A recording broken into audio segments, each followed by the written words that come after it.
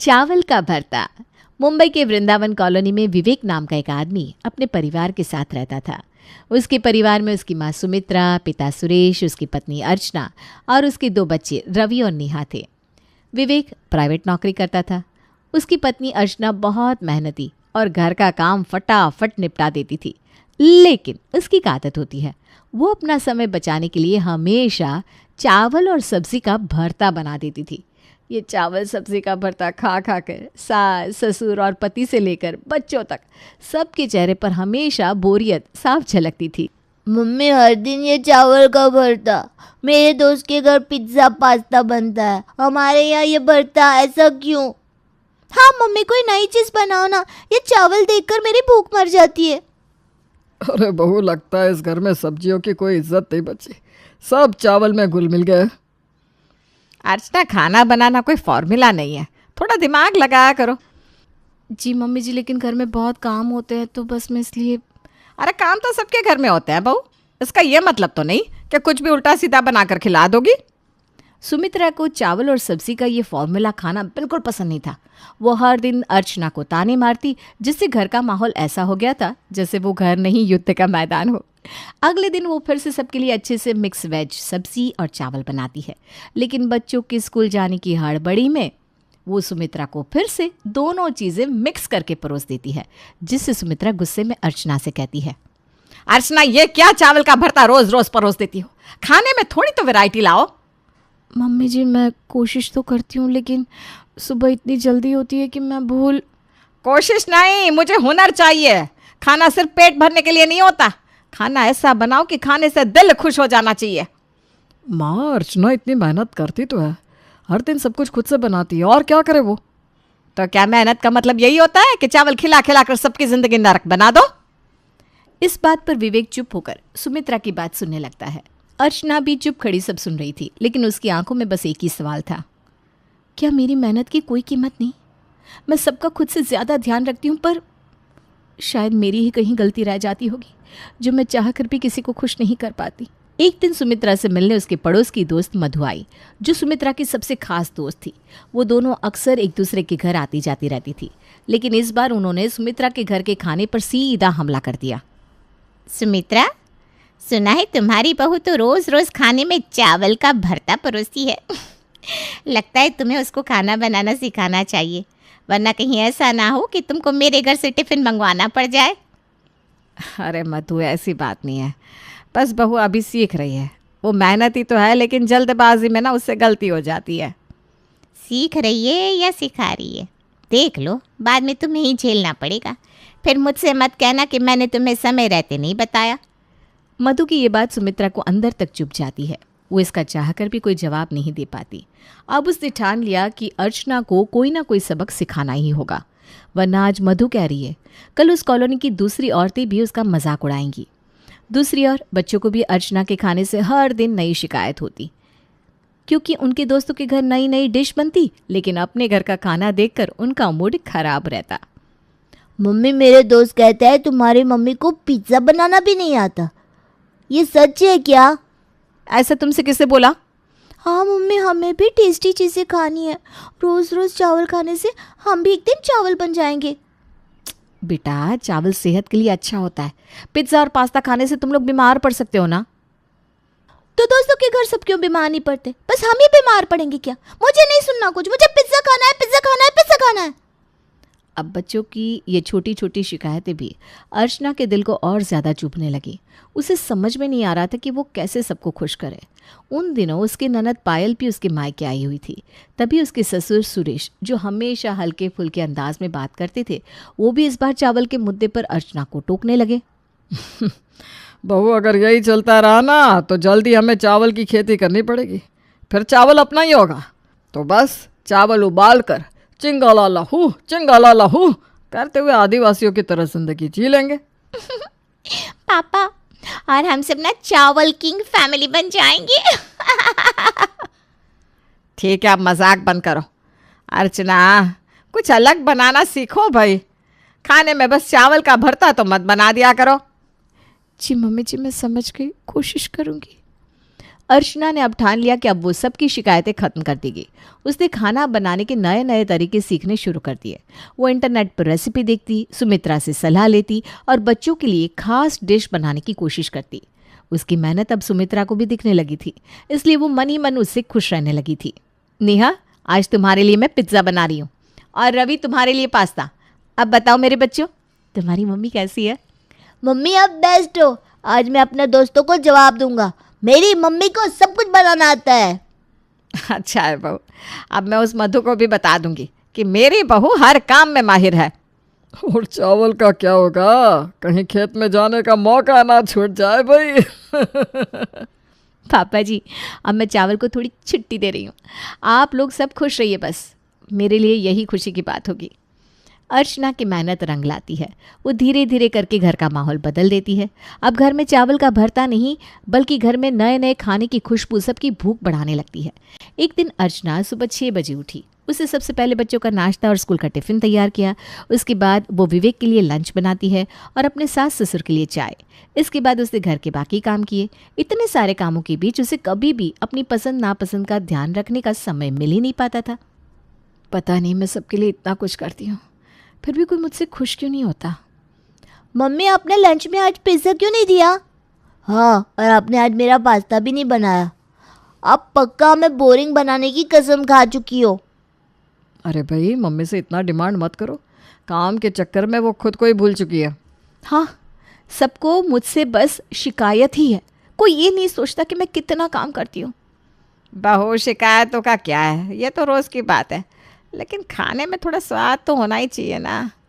अर्चना फिर से चुपचाप सब सुनती रही। उसे लगा कि उसकी मेहनत को कोई नहीं समझता। वो अपने कमरे में जाकर कुछ देर के लिए बैठ गई।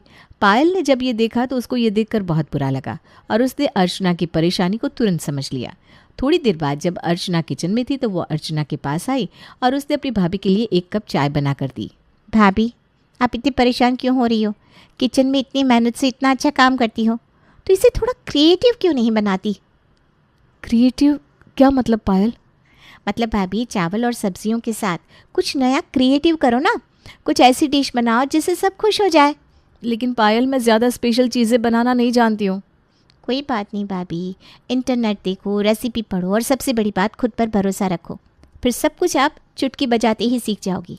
समझ गई मेरी प्यारी भाभी? पायल की बातों से अर्चना को बहुत हिम्मत मिली। अब उसने तय किया कि वो कुछ नया करके सबको दिखाएगी। अर्चना ने सोचा कि वो इस बार खाने में चावल के साथ एक नई चीज़ ट्राई करेगी। उसने इंटरनेट पर बिरयानी की रेसिपी देखी और सब्जियों और मसालों से स्पाइसी चावल बिरयानी बनाने का फैसला किया। चलो अब देखते हैं, अगर सब खुश हो गए तो मेरी मेहनत सफल हो जाएगी, वरना जो होगा वो देखा जाएगा। अब बिरयानी बनते ही पूरे घर में उसकी खुशबू फैल गई। आज सब अपने आप ही खाने की मेज़ पर आकर बैठ गए, लेकिन जैसे ही सबने पहला निवाला खाया, उन सबकी आंखें फटी की फटी रह गई। अरे बहू, ये क्या है? ये बिरयानी नहीं, मसालेदार खिचड़ी लग रही है। और ये मसाले ऐसे लग रहे हैं जैसे किसी ने बारूद मिला दिया हो। मम्मी ये बिरयानी नहीं, ये फायर चावल है। मम्मी, अगली बार थोड़ा कम बारूद डालना, वरना हम स्कूल से छुट्टी ले लेंगे।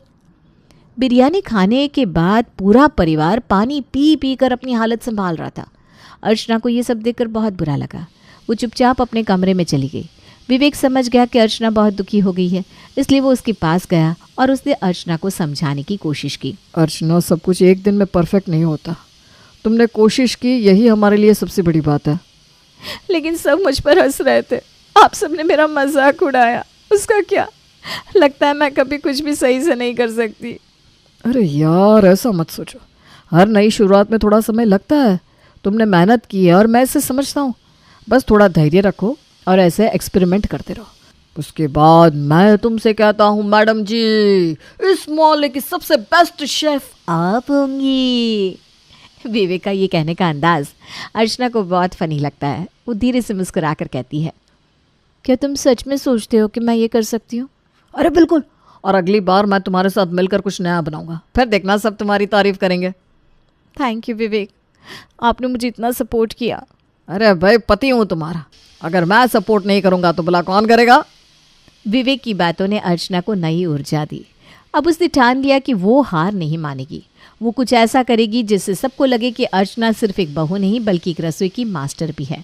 वो ये सब सोचते हुए खुश हो रही थी। तभी सुमित्रा ने जब उसे ऐसा करते देखा तो कहने लगी, बहू, खाना बनाना सिर्फ सब्जियों को मिक्स करना नहीं है, ये एक कला है जो हर किसी के बस की बात नहीं।